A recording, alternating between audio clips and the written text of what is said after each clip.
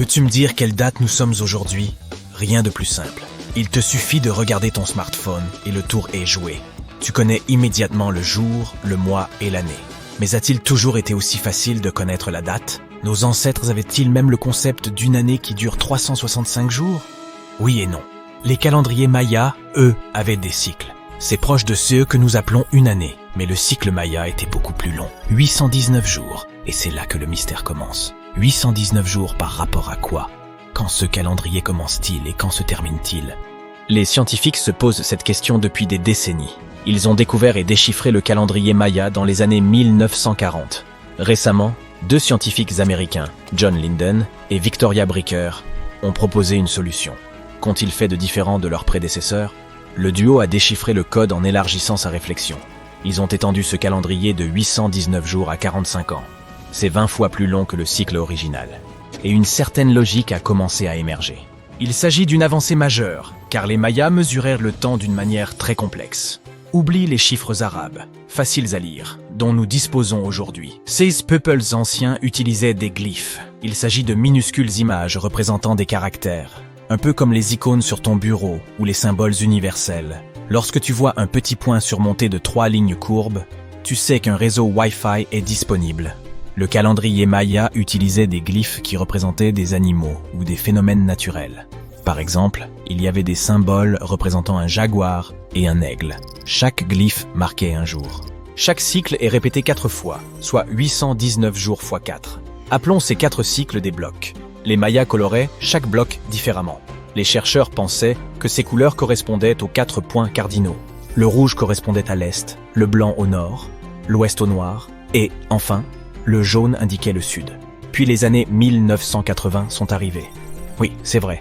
Ce n'était pas la décennie la moins étrange. Il s'est avéré que ces calculs étaient erronés. Les chercheurs ont alors déterminé que les couleurs étaient associées à la position du soleil dans le ciel. Ainsi, la couleur jaune représentait le point le plus élevé du soleil. Autrement dit son zénith, et le blanc représentait son point le plus bas, appelé nadir. Il semble donc que ce calendrier ait montré à quel point les anciens Mayas étaient doués pour l'astronomie. Ceci est particulièrement évident à Chichén Itzá.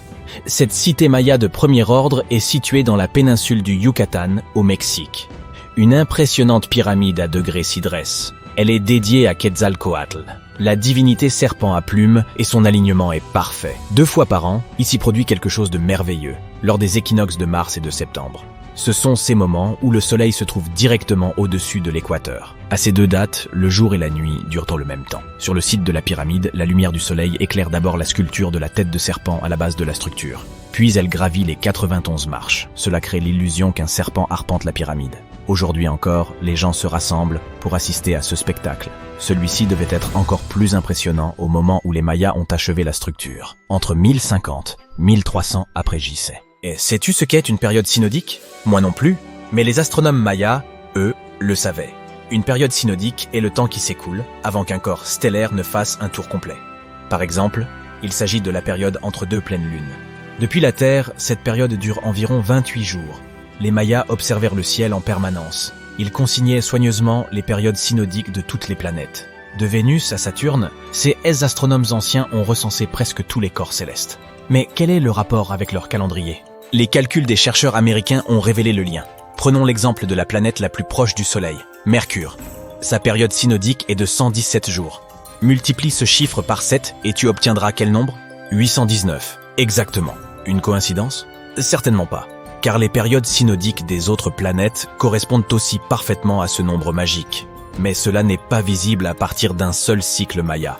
Les scientifiques ont dû l'étendre plusieurs fois pour découvrir cette configuration. Il y a une raison pour laquelle personne n'a pu déchiffrer le code pendant si longtemps. On ne s'est concentré que sur une seule planète. L'astuce consistait à additionner les calculs mayas pour chacune des planètes. Les chercheurs devaient simplement avoir une vue d'ensemble. Cela nous amène à l'année 2012. Te souviens-tu que certains pensaient que la fin du monde aurait lieu le 21 décembre? Il s'est avéré que ça n'a pas été le cas. Nous sommes aujourd'hui en vie et en bonne santé. Mais qu'est-ce qui a lancé cette fausse rumeur? Le calendrier maya, pardi. 6 peuples anciens ont basé leur calendrier sur de longues périodes de toutes les planètes. Cela impliquait beaucoup de mathématiques compliquées et de multiplication. Cette date de 2012 correspondait simplement à la fin de leur cycle. C'est ce qu'on appelle le compte long, et cette période est l'équivalent de notre année grégorienne. Pour les Mayas, 2012 était un peu comme le 31 décembre pour nous. Il s'agissait simplement de la fin d'un cycle dans lequel il mesurait le temps. Il n'y a donc pas lieu de paniquer. Les fêtes de fin d'année sont peut-être un peu folles, mais le monde ne s'arrête pas le 1er janvier. Les Mayas ne se contentaient pas d'étirer leur calendrier. On parle bien, là, du fameux caoutchouc. Oui, tu as bien entendu. Ceux peuples anciens s'étaient capables de concevoir différentes qualités de caoutchouc 3000 ans avant que le célèbre américain Charles Gould ne le fasse. Ils extrayèrent le latex naturel de l'EVA. Il s'agit d'une substance laiteuse qui peut être transformée en caoutchouc naturel. Et ils n'étaient pas les seuls à le faire. Les chercheurs ont trouvé des preuves que leurs voisins aztèques et olmèques faisaient de même. Mais que faisaient-ils de tout ce caoutchouc? Ils n'avaient pas besoin de pneus de bagnole, ça c'est certain. Mais c'est toujours cool d'avoir une belle paire de sandales pour la plage. Les conquistadors espagnols ont écrit au sujet des chaussures à semelles en caoutchouc que portaient les indigènes. Malheureusement, les archéologues n'en ont toujours pas retrouvé. Ce serait pourtant un grand pas pour l'archéologie. Les Mayas jouèrent donc avec le caoutchouc, littéralement.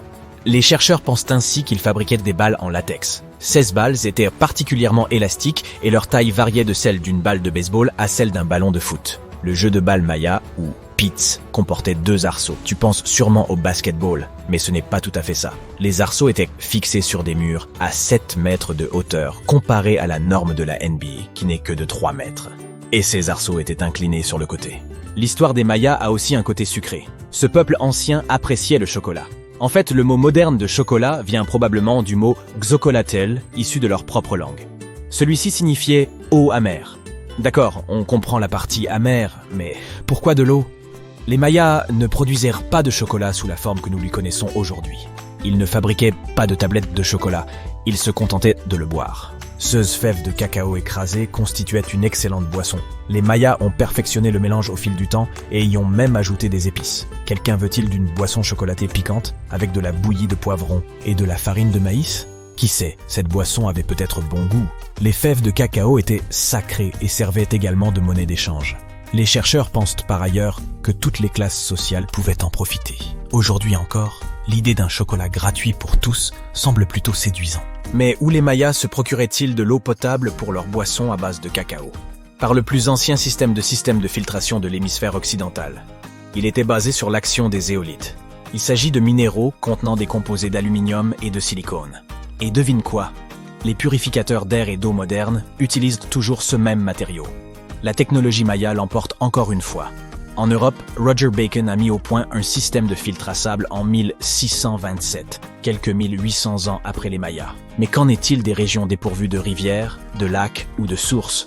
Les ingénieurs Mayas avaient encore une fois tout compris. Il s'agissait d'exploiter l'eau de pluie. Ils creusaient de grands réservoirs dans la roche calcaire.